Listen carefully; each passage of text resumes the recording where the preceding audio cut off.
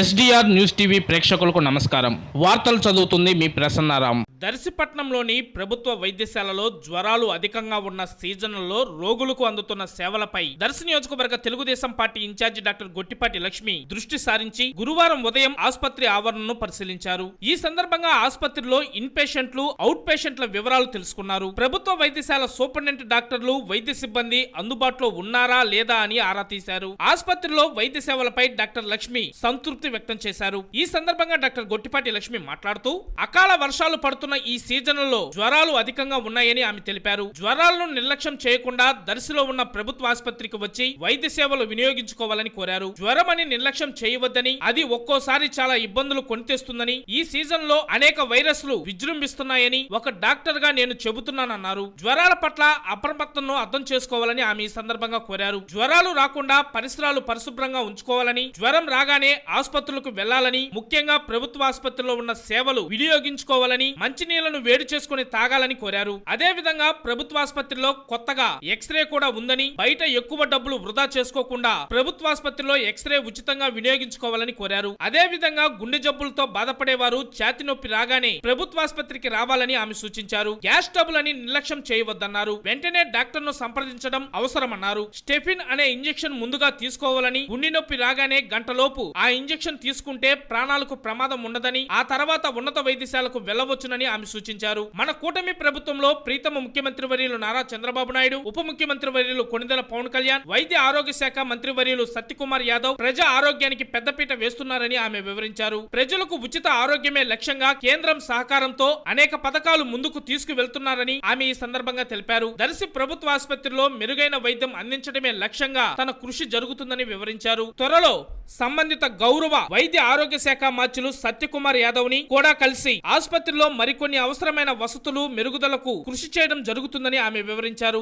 ఆసుపత్రిలో సిబ్బంది, వైద్యులు అవసరమైన వసతులపై నివేదిక తయారు చేయమని కోరినట్లు డాక్టర్ గొట్టిపాటి లక్ష్మి వివరించారు. మన కూటమి ప్రభుత్వంలో ఈ 15 నెలల కాలంలో మన దర్శి నియోజకవర్గంలోనే అత్యధికంగా ఆరోగ్యశ్రీ, సిఎంఆర్ఎఫ్ కింద దాదాపు 3 కోట్ల రూపాయలు పేద ప్రజలకు వైద్య సేవలకు అందించడం జరిగిందని, దీన్ని బట్టి రాష్ట్రంలో ప్రజల ఆరోగ్యం పట్ల మన కూటమి ప్రభుత్వానికి ఉన్న చిత్తశుద్ధి అర్థం చేసుకోవచ్చని ఆమె వివరించారు. ఈ కార్యక్రమంలో CI Ramarao, Darsi municipal chairman Narpasetti Pichaiah, Darsi market yard chairman Daram Nagaveni Subbarao తదితరులు పాల్గొన్నారు.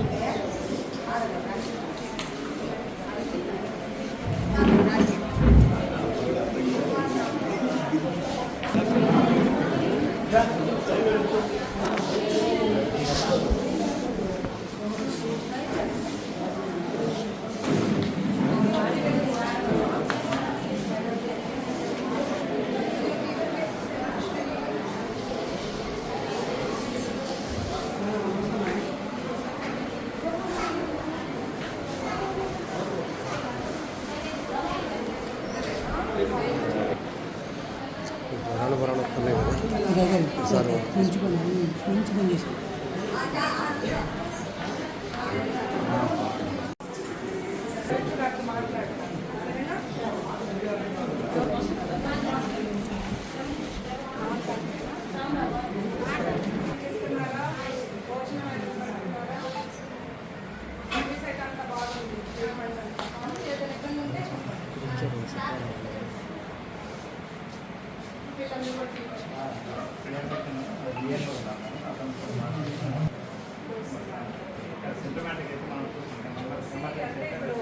బేసిక్ ట్రీట్మెంట్ స్టార్ట్ చేసుకోవచ్చు కదా, మరి ఇదైతే అప్పుడు ఇంకా ఏమైనా రెఫర్ చేద్దాం కదా. బేసిక్ ట్రీట్మెంట్స్ ఎంబీబీఎస్ సర్జన్స్ చేస్తున్నాం.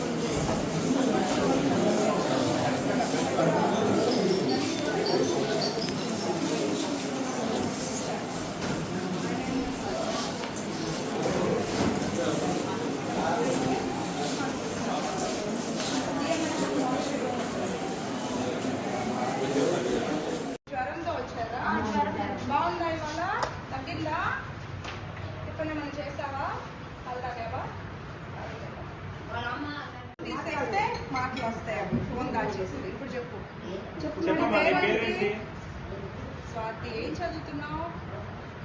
చెప్పు. ఏ క్లాస్? 3rd class. తగ్గిందా జ్వరం?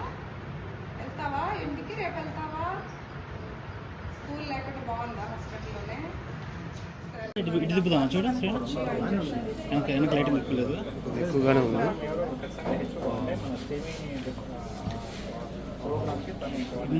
నమస్కారం. ఇవాళ నర్సీలో ఉన్న సిహెచ్సి విజిట్ చేయడం జరిగింది. ఎందుకంటే కొంచెం వర్షాల వల్ల జ్వరాలతో అందరూ బాధపడుతున్నారు. జ్వరాలు ఈ సీజన్లో ఎక్కువగా వచ్చి ఇబ్బంది పడుతున్నారని తెలిసి ఎట్లా ఉంది ఇక్కడ అంతా ఫెసిలిటీస్, ట్రీట్మెంట్ అన్ని కరెక్ట్గా అందుతుందా, మెడిసిన్ స్టాక్ బాగుందా లేదా, అన్ని అవైలబుల్గా ఉందా అని చూద్దామని హాస్పిటల్ విజిట్ చేశాము. సుమారుగా హాస్పిటల్కి దగ్గర రోజుకి 20-30 మంది జ్వరంతో వచ్చి అడ్మిట్ అవుతున్నారు. అందరూ స్టేబుల్గా బాగానే ఉన్నారు.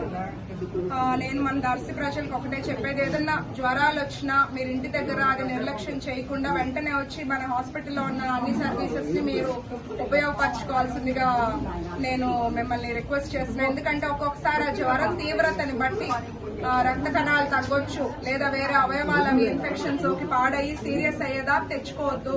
దయచేసి జ్వరంతో బాధపడే వాళ్ళు, మంచి డాక్టర్స్ ఉన్నారు, స్టాఫ్ ఉన్నారు. ఇక్కడ మనకు అన్ని ఫెసిలిటీస్, ల్యాబ్ టెస్ట్లు, మందులు అన్ని ఇక్కడ మనకు సరిపోను ఉన్నాయి. కాబట్టి హాస్పిటల్ సేవల్ని ఉపయోగించుకోండి.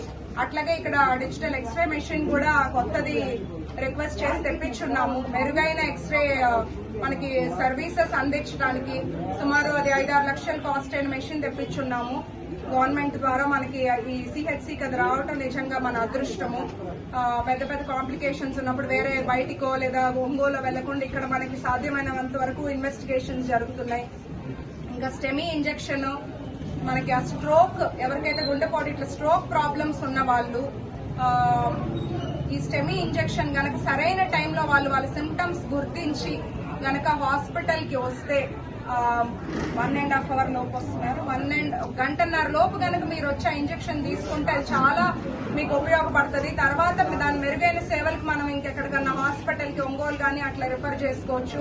ఇప్పుడు చూస్తే ఈ ఆల్మోస్ట్ 7-8 నెలల్లో స్టెమీ ఇంజెక్షన్స్ 11 మందికి ఇస్తే 9 మంది ప్రాణాలు కాపాడగలిగారు.